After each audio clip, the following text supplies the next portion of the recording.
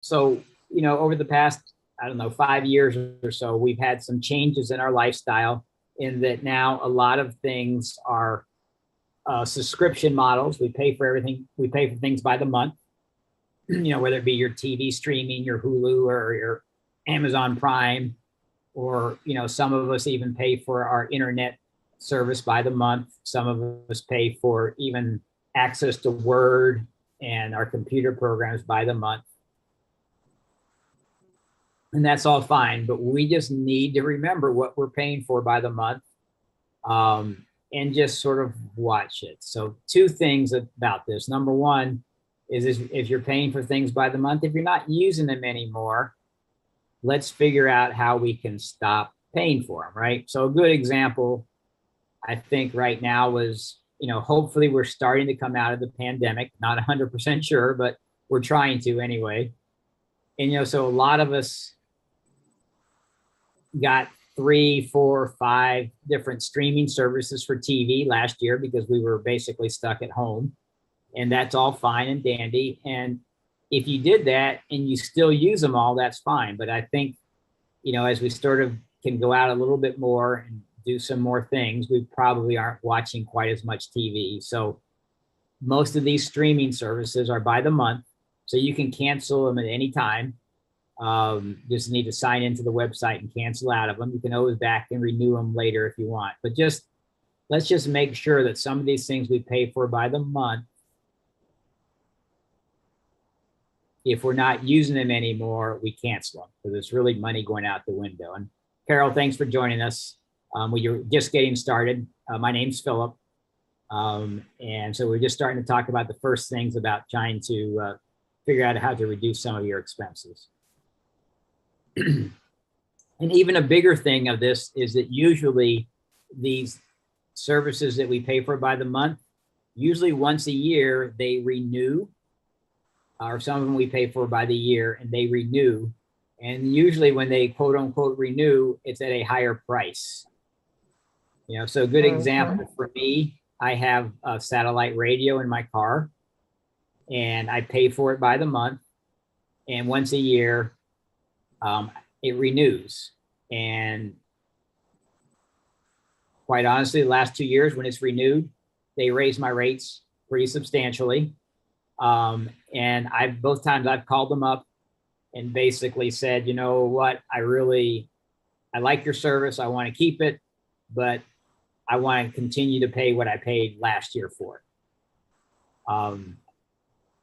So if you made this kind of call 3 or 4 years ago, it might be a difficult call. A lot of these companies would bounce you from person to person and they would put you on hold for half an hour, and all kinds of bad things might happen if you told them you wanted to cancel or you wanted to get a better rate. Now with the that big thing called social media, we can very quickly say, hey, I had a bad experience with such and such. So what I found out now, I have called 5 different vendors since the start of the year to reduce the expense that they had upcharged me for, so to speak. They raised it at a higher rate, and I've had successful experience with all of them, and the conversations have been pleasant, and the conversations have been short.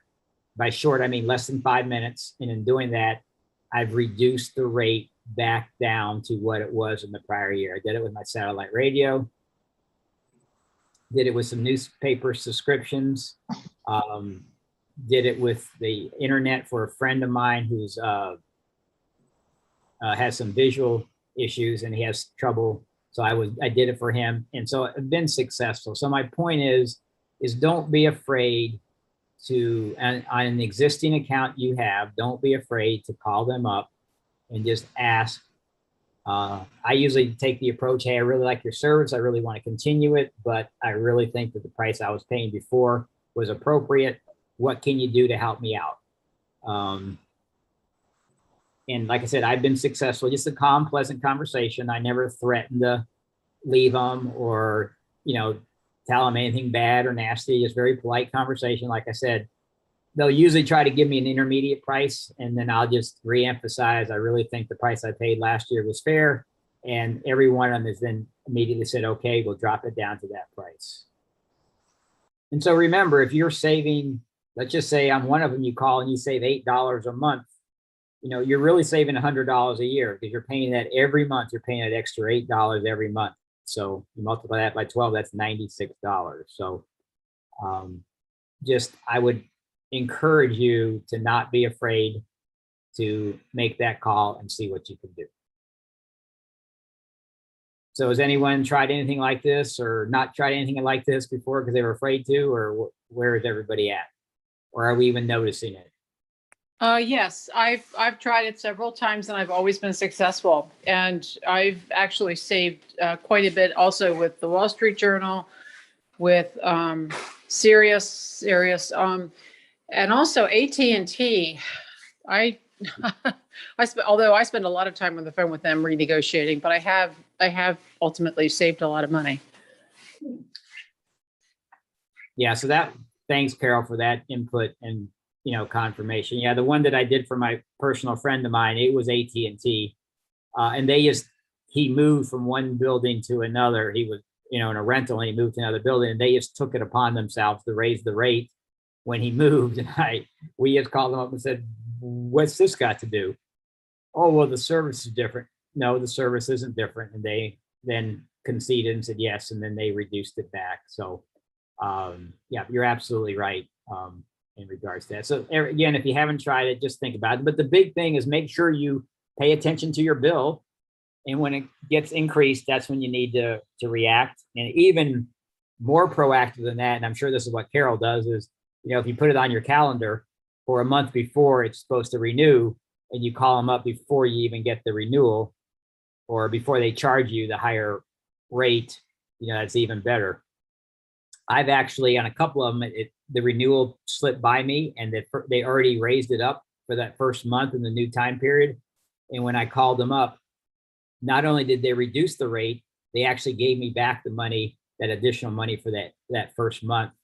So that was, a nice benefit that I wasn't going to argue over as long as I got the change, but they all agreed to do that also. So again, just remember, saving $8, $9, $10, $12 a month, you multiply that by 12 to see what your real savings is for the year.